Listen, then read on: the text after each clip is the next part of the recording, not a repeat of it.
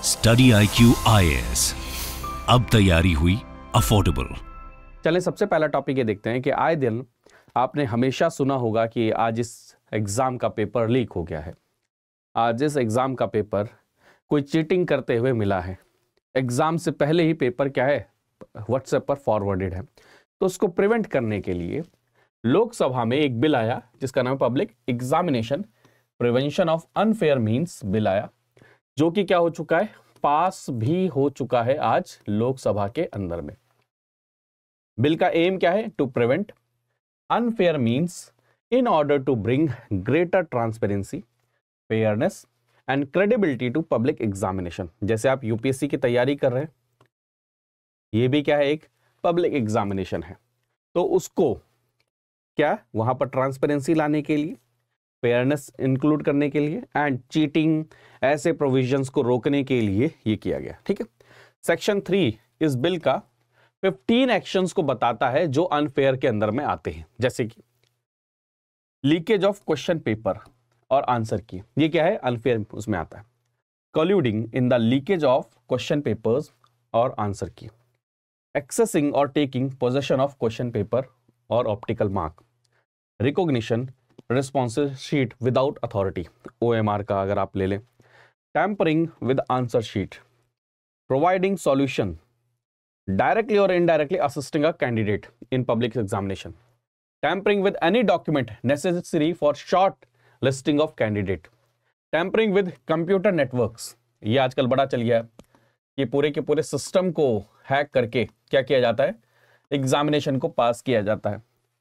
Plus में आप देखेंगे फेक एग्जाम को कंडक्ट करना, फेक एडमिट कार्ड को क्या करना, इश्यू करना, any act involving tampering with और falsifying examination material using unauthorized electronic devices, है ना, communicating with other candidate, any other actions, ये सारे के सारे अनफेयर प्रैक्टिसेस के अंदर में आएंगे, जिनको रोकने के लिए क्या है, ये बिल लाया गया। अब आप ये सभी जानते ही हैं कि एक एग्जाम के अंदर में कितनी मेहनत करके लोग तैयारी कर रहे होते हैं, वहां पर अगर ये अनफेयर प्रैक्टिसेस होती हैं जिसके कारण में कोई अनडिजर्विंग कैंडिडेट अगर चला जाता है, पहली बात, और दूसरी चीज अगर इनके कारण में क्या होता है, एग्जाम डिले हो जाता है, सस्पेंड हो जाता है, री एग्जामिनेशन होता है, तो जो डिजर्विंग कैंडिडेट है जिसने मेहनत करी है उसका टाइम कितना वेस्ट होता है। और आजकल ये आपने देखा होगा कई सारे स्टेट में हो रहा है।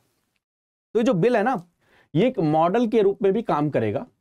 इस मॉडल के बेसिस पर स्टेट्स अपने अपने स्टेट के अंदर में वहां पर भी क्या कर सकते हैं, एक्शंस ले सकते हैं, जिसके थ्रू वो स्टेट के अंदर में एग्जामिनेशन से रिलेटेड वहां पर अकाउंटेबिलिटी फिक्स हो, ट्रांसपेरेंसी है, इसको इंश्योर कर सकते हैं। ठीक है, अब पब्लिक एग्जामिनेशन कौन है, ये भी आप इसके अंदर में डिफाइन किया गया। जैसे आप देख सकते हैं, designated public examination authorities, UPSC, staff selection commission, railway recruitment board, institute of banking personal and selection IBPS, national testing agency, ये सभी के सभी इसके अंदर में इंक्लूड किए गए। ठीक, these authorities conduct various examination, आप सभी को पता ही है ना। Apart from designated authorities, the bill extends to all ministries और डिपार्टमेंट। ये अथॉरिटी तक ही सीमित नहीं है, इवन सेंट्रल गवर्नमेंट के अंदर में या अटैच्ड ऑफिसेस के अंदर में, वहां पर भी जो रिक्रूटमेंट ड्राइव होती है उसमें भी क्या है, ये बिल एक्सटेंड होता है। Central government has discretion to add new examination authorities to the schedule through notification, है ना, कि आगे चल के ऐसा भी हो सकता है कि और कोई बॉडी भी इसके अंदर में ऐड कर दिया जाए जहां पर ये सब चीजें हमें रोकना है। ठीक है, section 9 of the bill states that all offences shall be cognizable, non bailable and non compoundable. इसका मतलब क्या है, that an arrest can be made without a warrant and bail will not be a matter of right. Rather, a magistrate will determine whether the accused is fit to be on bail. ठीक है, please prelims के लिए note कर लीजिएगा। Non compoundable offence is one in which the case cannot be withdrawn by complainant even when the complainant and accused have reached a compromise. ठीक है, non compoundable offences की definition भी याद कर लेना। उसका मतलब क्या होता है, ये मतलब होता है कि मान के चलिए जिसने कंप्लेन की है और जिसके खिलाफ कि उनके बीच में समझौता हो जाए तो भी नहीं हो सकता, यहां पर ट्रायल होना जरूरी ही है। ठीक है, punishment for any person or person resorting to unfair means and offenses can be 3 to 5 years in prison and 5 up to 10 lakh।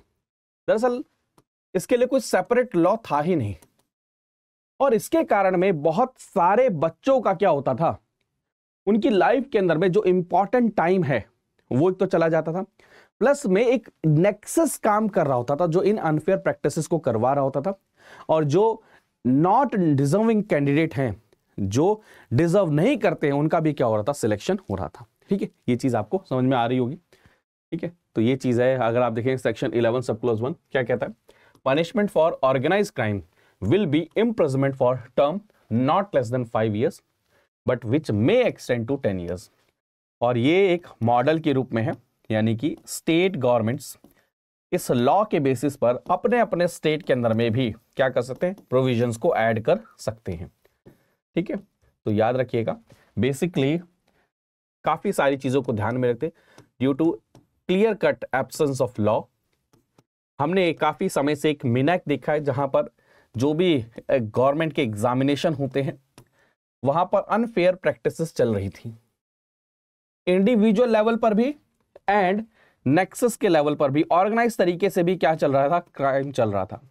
Even आप सभी ने देखा होगा कि जो ऑफिस अटैच्ड ऑफिस है, जो ऑफिस ऑटोनोमस ऑफिस है, कई बार गवर्नमेंट अथॉरिटीज के अंदर में कुछ ऑफिस के अंदर में रिक्रूटमेंट आती है और उसके अंदर में क्या हो जाती है, फिलिंग हो जाती है थ्रू अदर प्रोसेसेस।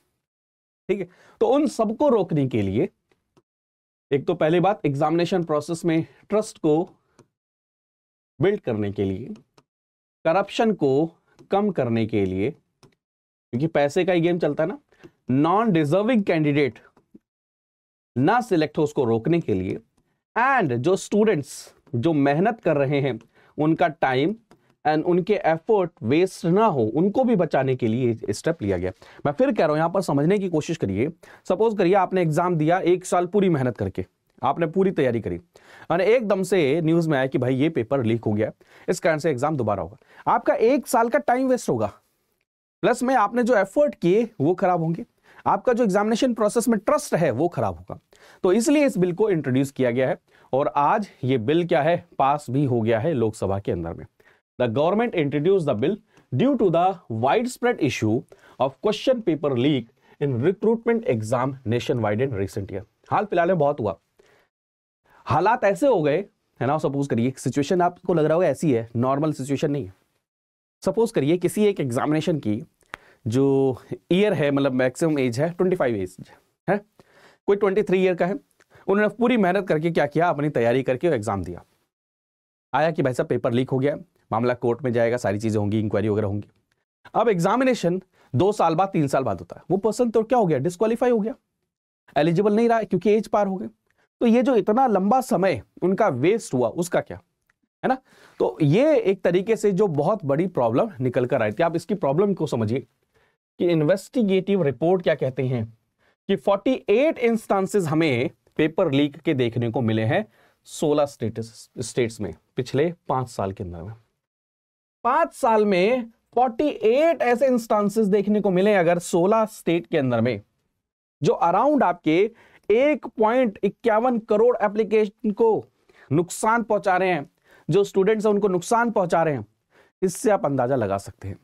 तो बिल जो ये लाया गया aim to address the malpractices in public examination which cause delays, cancellation and adversely impact millions of youth, उसको करने के लिए इस बिल को लाया गया है। ठीक है, currently there is no specific substantive law to address unfair means और offences committed in public examination. ठीक है, इसलिए इसको बिल को लाया गया है। क्लियर है ये चीज? स्टडी IQ IAS अब तैयारी हुई अफोर्डेबल।